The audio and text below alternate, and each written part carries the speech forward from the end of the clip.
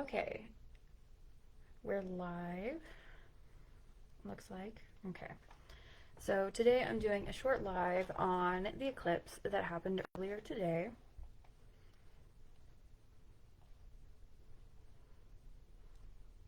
Okay, so I'm doing a short video, a short Facebook Live, the eclipse that happened earlier today. So let me look at our time for the eclipse. I believe it happened around noon for Colorado Springs. Yep, a little before 12:30 today. We had the solar eclipse.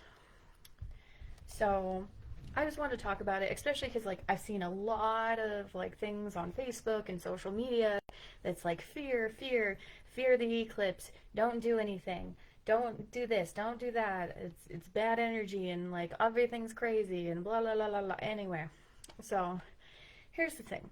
So eclipse season happens approximately every 6 months or so. Eclipse season is in some ways very difficult because it's a period of an intense, sudden change, right? And most of us don't like change. So when you have intense, sudden change, it can be very uncomfortable. People can get very upset. Things come to a head, especially around full moon eclipses. So a lot of things went crazy with the full moon eclipse, right? Especially in our relationships, our one-on-one relationships, relationships with family, friends, romantic and non-romantic platonic relationships. All of those got highly affected by this eclipse that happened about 2 weeks ago, because it was a full moon eclipse. But the thing is, you shouldn't really be afraid of eclipse season, and here's why. So these intense changes that happen and come with the eclipses are actually like periods of fate, right? So technically, so with an eclipse, right, you have, the sun and the moon are aligned either together in a conjunction for a new moon eclipse or opposed and opposite for a full moon eclipse. But not only is it like a new moon or a full moon, right, it's on the nodes. So the nodes of the moon are associated with fate in astrology. They're associated with your purpose, what you're learning and growing and evolving through in this lifetime, like your direction, basically. What you're here to learn, what your purpose is, all of that is associated with the North Node. And the South Node is past lives, your karma, things that you've learned before and mastered before, all of those things. So when the new moons and full moons fall on the nodes, you have eclipses. And astrologically, the significance of this is actually really great, especially for today because it's a new moon eclipse. So the thing with eclipses, right, is I call specifically new moon eclipses are seeds of fate. So with a new moon eclipse, we're looking at like you're having a new moon, right, which is a period of intention, and you're setting the idea or the plan in motion. This is the thing that you want to work on. This is the thing that you want to start, and that is associated with the new moon. Now, when it's lined up with the nodes of fate, this is a new beginning, an intention that will affect not only like this month and not only like the next 2 to 3 years because of it being an eclipse, it can literally affect your karma, your fate, things of that nature. So it's literally affecting your destiny. It's, kind of aligning with your fate in this lifetime and the karma that you're building in this life, whether good or bad. So this is a very significant period of time to set intentions. So I wanted to make a video today on this because it's a really great time to set an intention aligned with your destiny and planting that seed of fate, right? So what is it you want to grow? What is it you want to have evolve? What is it that's your purpose in this lifetime? Are you working on? Especially because not only that, this eclipse. So for one, this eclipse is really cool because it's in Aries, which Aries gets so much hate, but for real, Aries is actually really awesome underneath. So Aries is the sign of beginnings. It's the first sign of the zodiac. It is the starter, the initiator, like all the cardinal signs. It begins and starts spring in tropical astrology, right? So we're aligning with that energy of spring. We're aligning with that energy of getting started, initiating, and striving forward. And Aries is specifically about going in a direction that others have not, right? This is like total brand new beginnings, unexplored territory. This is really incredible stuff that we're working on. And with the nodes being in Aries and this eclipse happening in Aries, this is what we're learning as a collective, right? We are learning and evolving and growing as a collective in the spiritual direction of the sign of Aries. So with Aries, we're looking at, new beginnings. We're looking at independence, autonomy, things that have to do with meeting our needs, and kind of also that Aries Libra balance, right? Because no sign really stands on its own. It also has an opposite. It has a pair, and the opposite of Aries is Libra. Relationships, compromise, balance, fairness, right? And so when you're having that balance, right, and you're looking at this eclipse or series of eclipses on this Aries Libra axis, what we're really looking at is like, what is it that you're doing that's really building your future in a way that your needs are met, that you have independence, that you have autonomy, and are able to get those things met in a way that also allows you to have relationships, because you also need compromise. You need this other side of it too to kind of like balance it out. But you don't want to be too compromising, right? You don't want to over compromise. You don't want to overcompensate in relationships and just kind of be, like a doormat, right? Like you want to stand up for yourself. And this is the time to set an intention around how you're going to get your needs met, how you're going to be more independent, how you are going to stand up for yourself and what you believe in a way that works for you. And you don't have to be like aggressive. You don't have to be like, you don't have to get in fights with everyone. I mean, right now people are extra fiery and extra like wanting to get into arguments and fights because we got a lot of energy in Aries, and Aries is ruled by Mars, the god of war. So this is very like Martian militant energy that we're in right now. But this is a good time to stand up for yourself, right? And, this is about being assertive, right? And, asserting that your needs are important, that you deserve to have your needs met. Like, you don't have to just give and give and give and give and just take the scraps from everyone around you.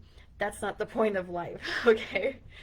So this is a really great time to set an intention around how do you want to be more independent? How do you want to be have more autonomy, and how do you want to get your needs met? How do you need to stand up for yourself, and where do you need to assert yourself more? And you'll kind of figure out where this should happen in your chart based on where the eclipse is. So if this is happening in your first house, this is a place where you're creating a whole new sense of self, especially if it's on your ascendant. This is a great time to set the seeds of destiny around who you are, right? And how you present yourself as a person, especially even like physically. And that's really interesting. But if you're, the second house is being able to assert yourself around like money and income and things of that nature. The third house is asserting yourself in your community with your siblings, in your communication, being more assertive instead of always being like, well, I mean, if you that kind of like energy. Definitely this energy of like always, putting these softeners in your communication. This could be a time where you stop doing that, where you're more direct, more assertive, and you're just like, no, I'm not going to put up with this. So this is a really great time, if it's in your third house, to like change how you communicate and be more assertive in your communication. For the fourth house, that can be more assertive with family and setting boundaries with your family and your ancestry and anything related to those traditions and family lines, right? If it's in your fifth house, that's more assertive in your love life. It could also be kind of fun, because that could also bring in a relationship, specifically a romantic relationship. If it's in the sixth house, this is being more assertive in work and with your coworkers and the people that you work with, and also around your health, making sure you're prioritizing that. And when it comes to the seventh house, that could be more assertive in your one-on-one relationships. That can be being more assertive in a marriage, in a business partnership. It can also be you standing up to your enemies, because all of those things that, like the seventh house is marriage, business partnerships, one-on relationships, the relationship to the public, but it's also the house of open enemies. So this could be you being more assertive with people who are straight up like up against you, like straight up haters, right? The eighth house is being more assertive around like a lot of different really interesting things, because it's the house of inheritance, it's the house of death, taxes, shared income, shared values. So this is like being more assertive maybe in how your money is dealt with in relationship to a business partnership, to in marriage, things like that. In the ninth house, we're looking at this, could you be more like you could be more assertive in terms of your vision, in terms of your culture, when it comes to religion, when it comes to like your vision of your life and your education, things of that nature. If it's in the 10th house, that's being more assertive in your career and when it comes to your reputation and kind of getting out there and standing out more. And then the 11th house could be being more assertive with friends or in associations or groups or things of that nature. And then we have the 12th house, which is the house of secrets. So hopefully you're not having an eclipse there, because that's not a real good place to have one. Because it's the house of secrets. So eclipses there are not necessarily fun, because it can be like health issues and things having to do with like institutions and stuff. So that's kind of a more concerning place to have an eclipse. But it could also be you being more assertive when it comes to your spirituality, when it comes to your subconscious mind, maybe reprogramming the way that you think about things subconsciously so that you're actually pursuing your goals instead of your subconscious holding you back, right? So this is a really great time to set those intentions. And of course, if you don't know where the eclipse is happening in your chart, you can, of course, talk to a professional astrologer like myself, or you can try to figure it out in your own charts. If you have your chart, finding out where the eclipse is, and it's at like 19 degrees of Aries, and wherever that is in your chart is where the eclipse is affecting you personally, and that's where you're setting these new intentions around independence, autonomy, and being more assertive, right?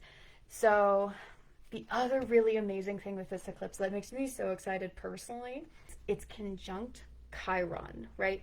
So this asteroid planet is all about the wounded healer, right?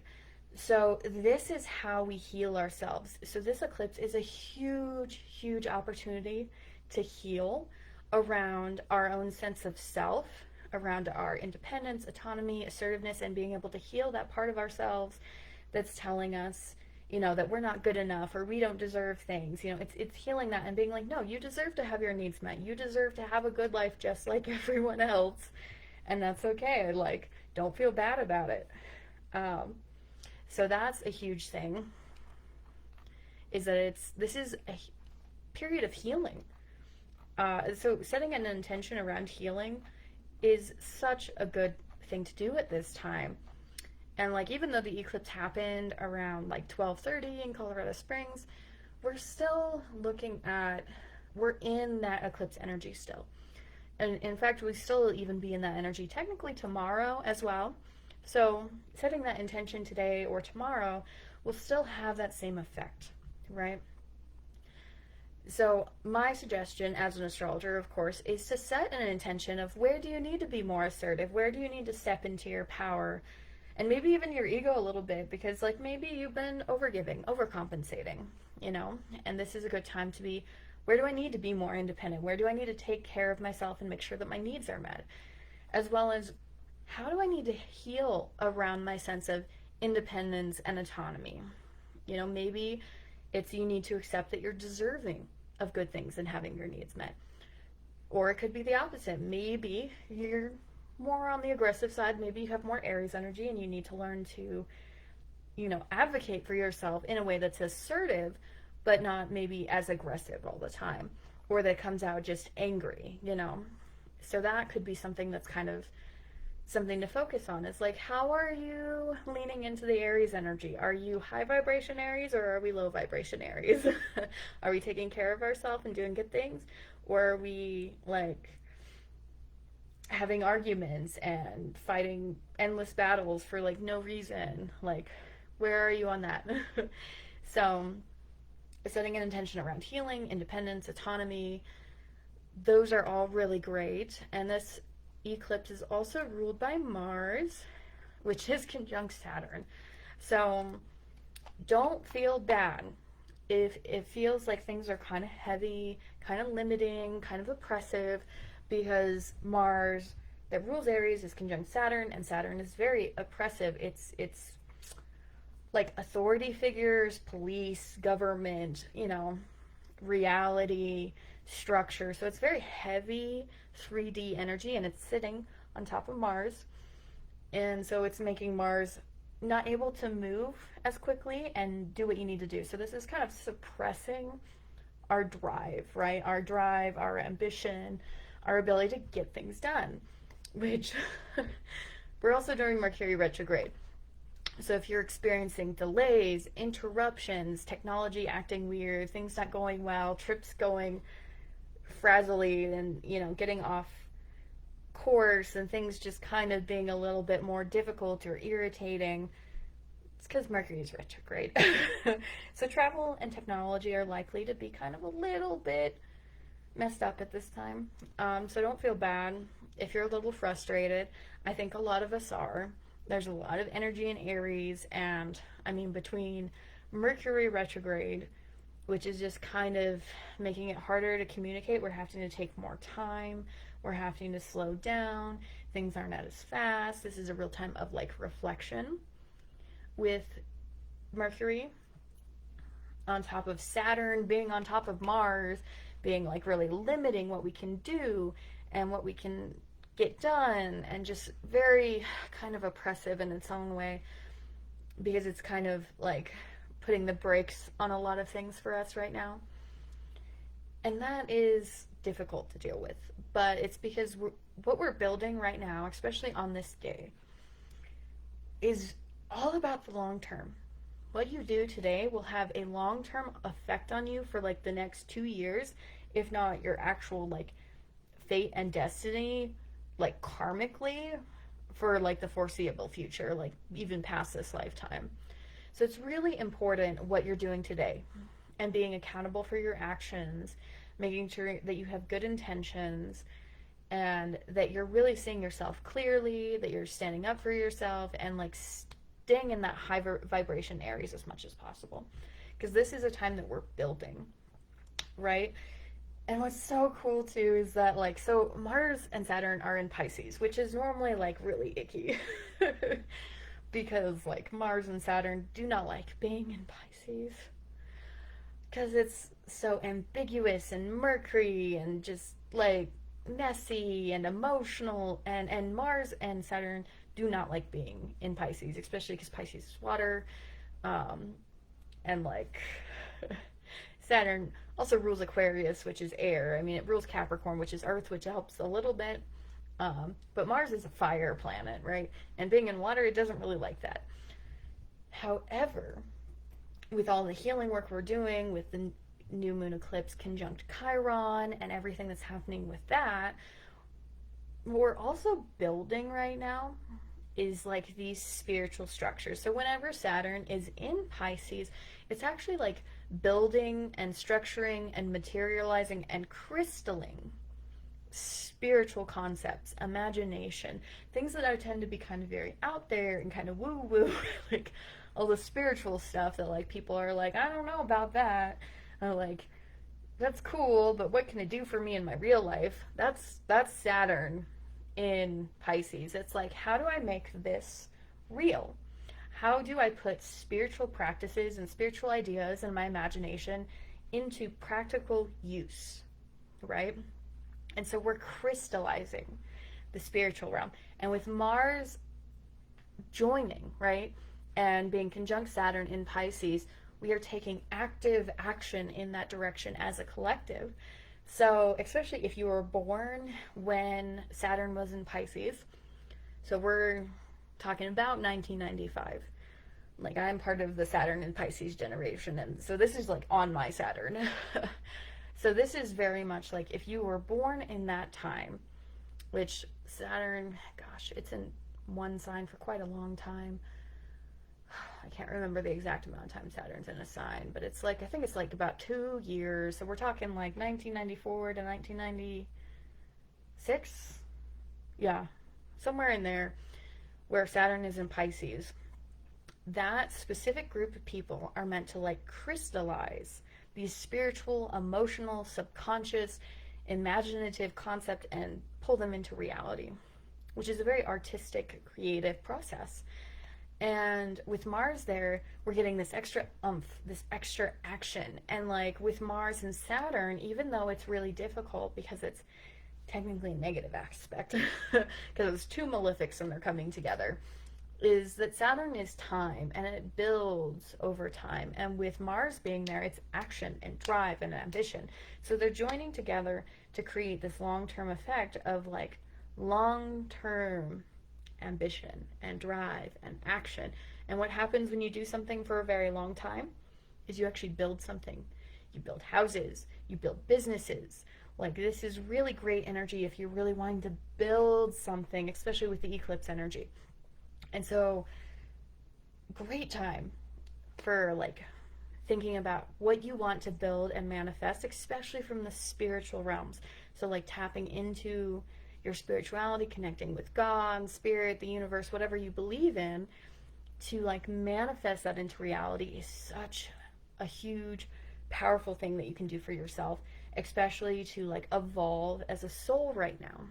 So that's really cool. What else do we got going on? I do want to talk a little bit more about the other stuff. So we, oh man, so much energy in Aries. We also got Venus there. Venus, the planet of love, is in Aries. Oh man. So in addition to everything else that's going on. So Venus being the planet of love and money and luxury and gift and all these nice, comfy things that we love so much.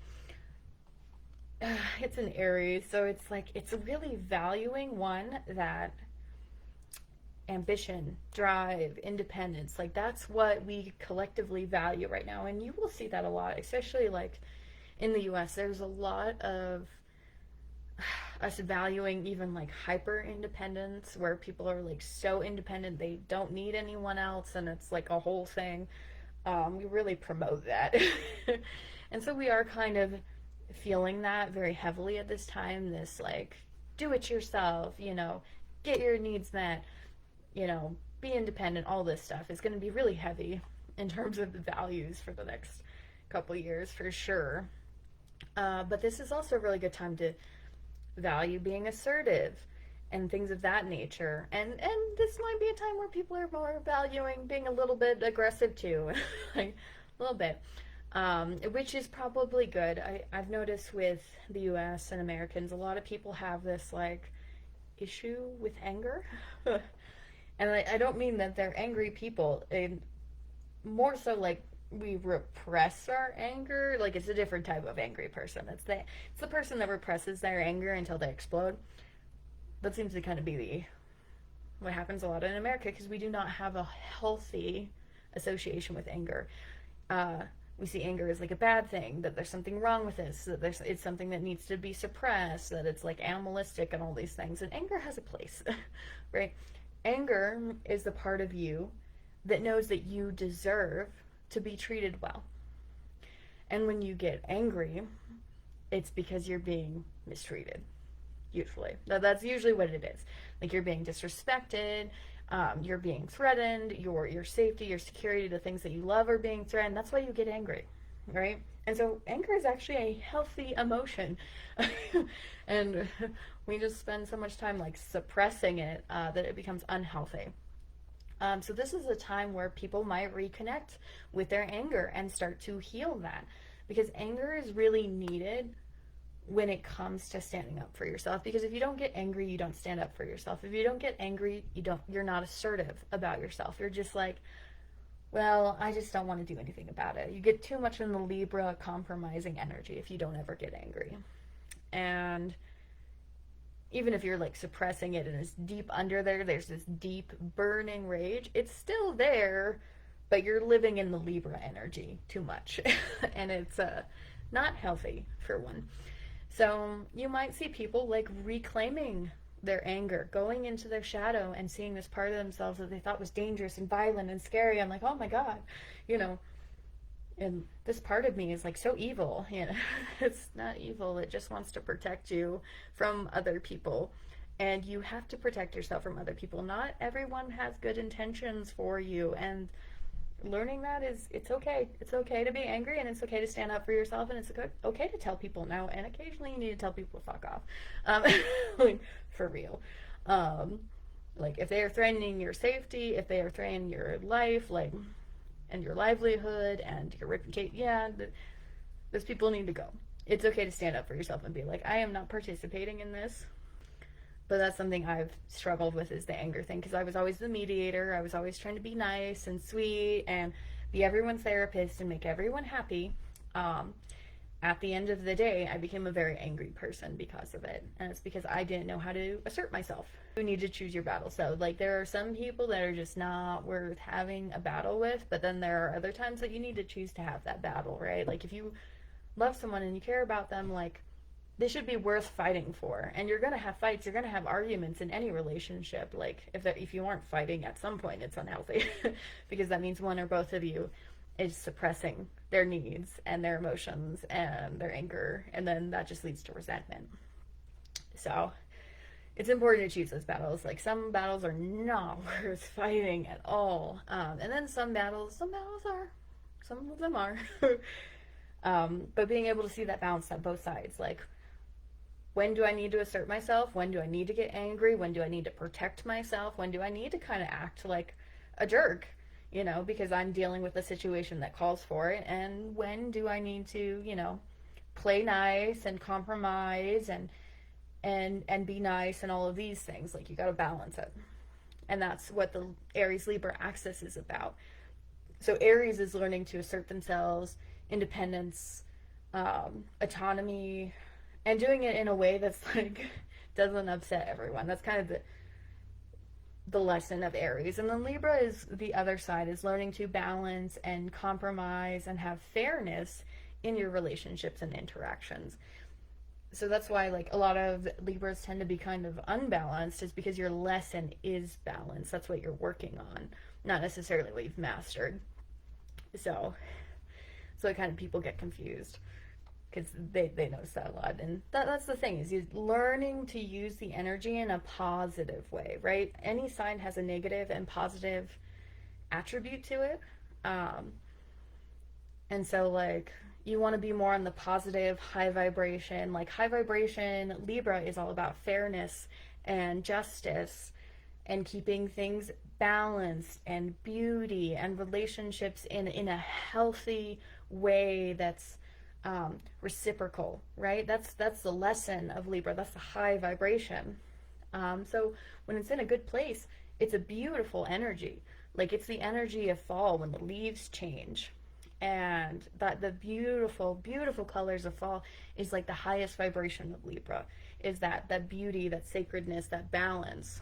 Let me see. Is there anything else I need to talk about with the eclipse? I mean, there's a lot going on here. I mean, it's sort of conjunct with Mercury. It's a little far, because it's at like 5 degrees. Some people won't count any more than that. I usually go up to 10. So there's also a lot of thought, a lot of thinking going on with this eclipse. Although it's all backwards and like reflective because Mercury is retrograde, so people are like probably really deep in thought, or they're trying to do too much too fast and they can't think straight. It's semi-sextile Jupiter. So there's some blessings, some positivity, some growth coming with this eclipse. Let's see. And of course, Jupiter is conjunct Uranus, which that's really cool because It's a lot of intense change, like eclipse season, so that can be a little bit difficult. So there's the Uranus-Jupiter conjunction, though, that's bringing more big changes. That won't be fully, like, conjunct until, like, the 20th of April, I believe. Uh, but it's, like, creating more change, and it's been kind of weird with Uranus and Taurus, because, like, when it first went in, there was a lot of earthquakes, and we're seeing earthquakes again right before the eclipse. No wonder. No offense, like, it's just to be expected with Uranus and Taurus. It likes to break things, and it's in the sign of Earth, and it likes to shake things up. So it's shaking the Earth. It's like so literal. It's like kind of funny, but not funny. Um, but of course, that's expanding, and there's more of it because Jupiter is joining. But what's also great is that things with the economy are going to start shifting and changing really drastically, I think. I'm hoping more positive, but it might be a little bit of a downturn and like a lot of changing of hands, and like crypto maybe really going up is what I'm kind of guessing, because Uranus also rules technology. So a lot of sudden shifts with the economy are likely to happen, especially around the 20th of April. Venus will join in May, though, so I'm hoping that things like this is going to be like a sudden burst of income, this really like great influx of like positive change and abundance and things, especially by May 20th, 25th. That time seems really good. It might just be kind of a really uncomfortable change in April, though. But by May, it should be better. Yeah, so great time to look into like setting intentions, great time to see an astrologer about where this is hitting in your chart, or to figure out where hitting in your chart if you know enough about astrology to find 19 degrees Aries. And as well as, this is a good time for anyone also, if you're having a Saturn return coming soon, like, good time to come see me. Or any professional astrologer. Especially because I'm already experiencing my Saturn return, even though it technically hasn't become exact, because it won't be exact until like May. It's a good time. Just because, especially if you're born like right around 1995, like when Saturn was in Pisces, like that Saturn return has already happened or is coming, and or may hit again. Mine hits 3 times because it retrogrades over that point. So that's really good. Plus, in the next couple of years, it's going to start moving. I think in the next year, it moves into Aries.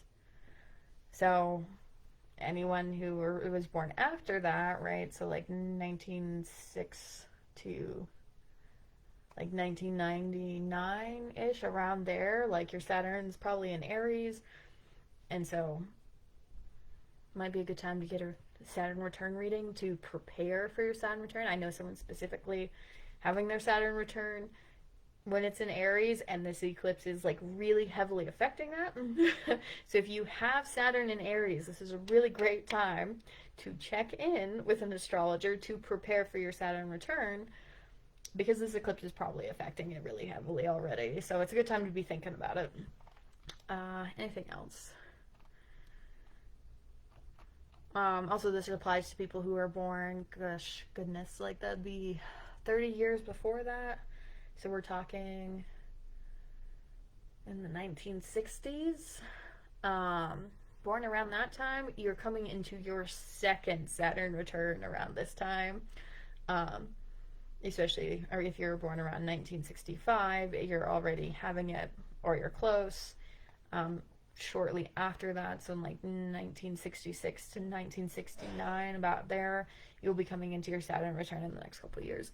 So really great time to check on that if you've got Saturn in Aries, Saturn in Pisces. There's some people might even be having their third Saturn return. That's pretty rare though, because I think you have to be in your 90s to be having your third Saturn return, because it happens about every 30 years. So there's that, and I think that's pretty much it for the eclipse. Yeah, I mean, Venus is sextile Pluto, so like there's a lot of resets and opportunities with money and power,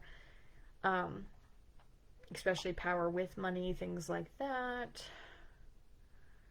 Yeah, I think that's pretty much all I have to say. Cool. But yeah, like, if you have anything at 15 degrees to like, or 19 degrees in your chart, so pretty much if you were born on the 7th of any month, this eclipse is going to hit you really hard for me. It's in conjunct. But yeah, this is a really powerful eclipse. Ooh, that reminds me where this might be in someone else's chart. Yeah, so lots going on. But yeah, I think I've rambled on enough about astrology. I mean, love this stuff. And of course, if you're looking for a personal astrologer or a psychic, if you want a tarot reading, an astrology reading, you can DM me through my business Facebook page that this is on. You can also go to my site, cintadanu.com, and book a session. But yeah, or email or call me, and my contacts on both my Facebook and the website. So I think I'm going to get off of here though, but yeah, I hope everyone has a wonderful day with the eclipse, and hopefully we all get to take a good break and breathe because the energy is high. Also a really good time to meditate, especially if, again, that intention setting and trying to like visualize that new you that you're creating. Really good time to do that right now.